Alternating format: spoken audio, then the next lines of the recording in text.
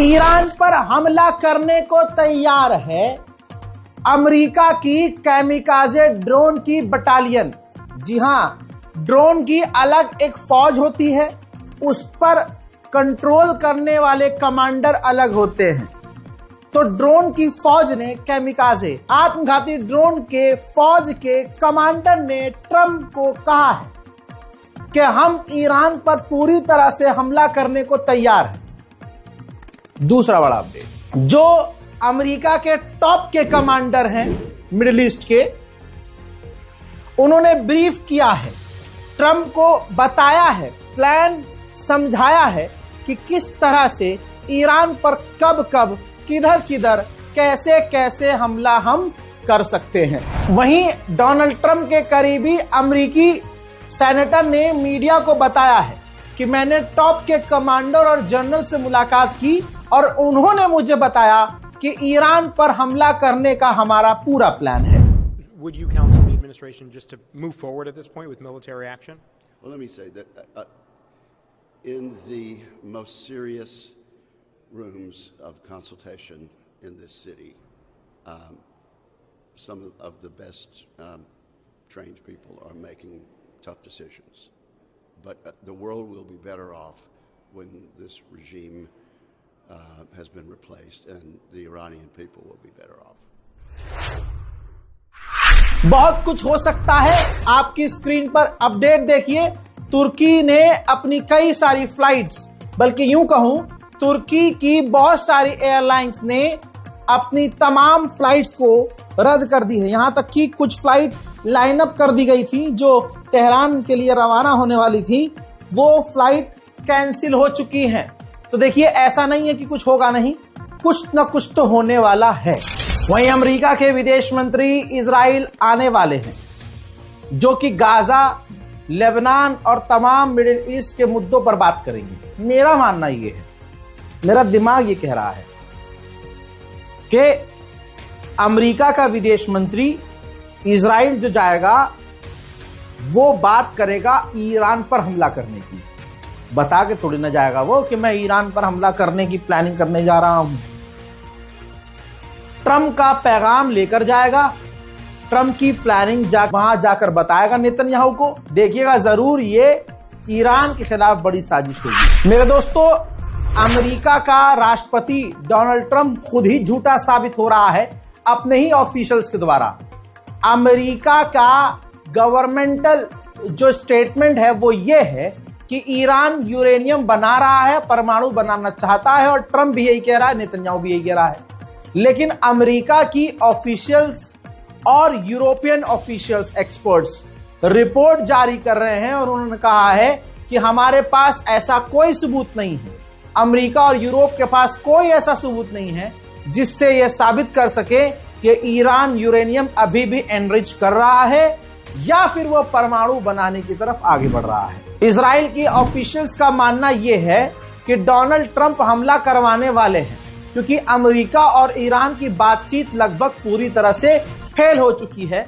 अब इनकी बातों में कुछ रखा नहीं है। मोहतरम हजरात, ब्रिटेन ने भी ईरान को लेकर इमरजेंसी मीटिंग की है। अमेरिका ने अपने तमाम सरकारी कर्मियों से कहा है कि ईरान में जो भी ऑफिशियल है वो निकल जाए और जो उनके परिवार वाले अगर वहां रह रहे हैं वो भी ईरान छोड़ दें। मेरे दोस्तों, इजराइल के अंदर भी जो अमेरिका का एम्बेसडर है उसने भी कहा है कि जो भी अमेरिकी यहां इजराइल में रह रहे हैं या उनका परिवार वाला कोई यहां रह रहा है, अगर आज और अभी की अगली फ्लाइट लेकर अगर इजराइल छोड़ सकते हो तो इजराइल छोड़ दो।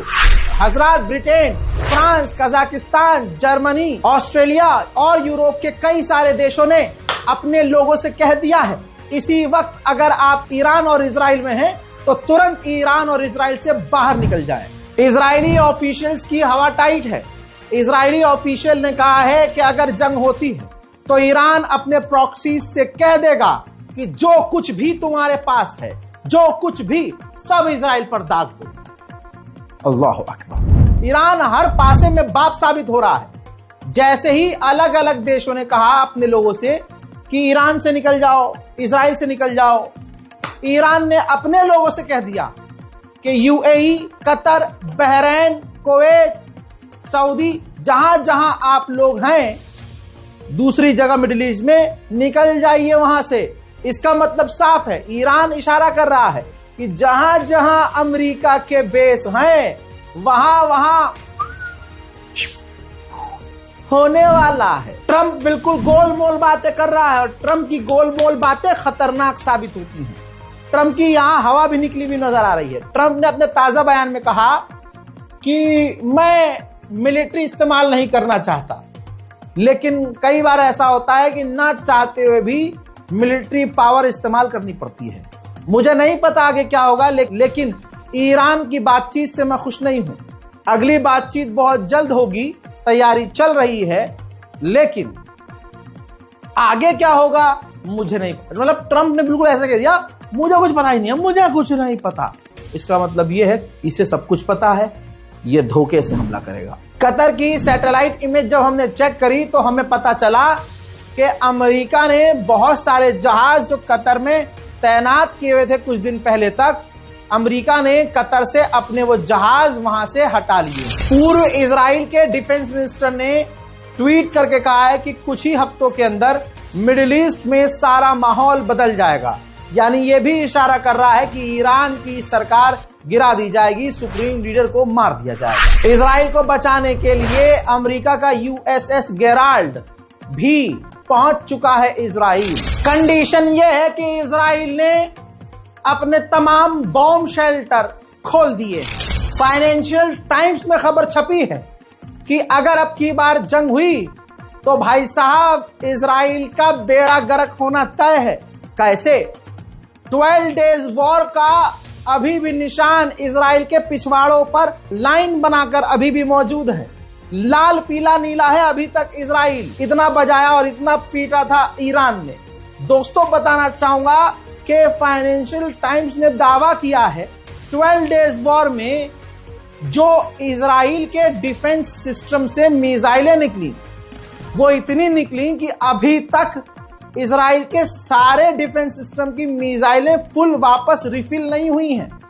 तो अगर अब हमला होता है तो पिछली बार से ज्यादा 12 डेज वॉर से ज्यादा अब इजराइल को बड़ा नुकसान उठाना पड़ेगा। इसीलिए तो ट्रंप मेहनत कर रहा है, बातें कर रहा है, बातें घुमा रहा है, कंफ्यूज कर रहा है और कंफ्यूज करके समय ले रहा है कि ज्यादा से ज्यादा इजराइल को पूरी तरह से घेरा जाए, डिफेंस सिस्टम से तैनात करके उसे पाट दिया जाए और इजराइल को बचाने के लिए पहले अपनी पूरी ताकत इजराइल के करीब तैनात कर दी जाए और ऐसा हमला किया जाए कि ईरान इजराइल पर हमला करने लायक ना रहे। यहां पर अमेरिका ने अपनी पूरी फौज मिडिल ईस्ट में उतार दी है। अब कोई समझदार देश हो या समझदार ग्रुप वो पीछे से आकर टपाटप कर जाए अमेरिका के साथ तो क्या मजा ही आ जाए। समझदार को इशारा काफी। यकीन कीजिए अमेरिका ने कभी भी इतनी ताकत तैनात नहीं की है। अमेरिका की इतनी खतरनाक तैनाती बता रही है कि असल में दुनिया में अगर अमेरिका का बाप कोई है तो ईरान। आप तैनाती पढ़ लीजिए, पोस्टर जारी कर रहा हूं, ध्यान से देखिए। अमेरिका ने 500 से ज्यादा स्ट्राइक एयरक्राफ्ट, 200 से ज्यादा सपोर्ट एयरक्राफ्ट तैनात किए हुए मिडिल ईस्ट में।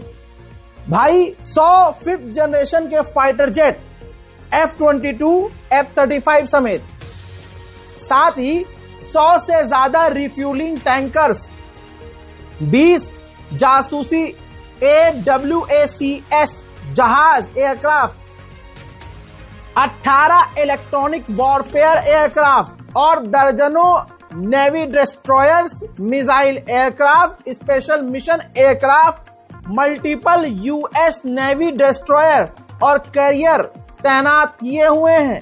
अब बताओ ये फौज क्या किसी कमजोर के लिए तैनात है? ये अपने बाप ईरान के लिए तैनात है। इजराइल के लोग दहशत में आ गए। उनकी दहशत देखते हुए इजराइल के कमांडर को सफाई देनी पड़ी।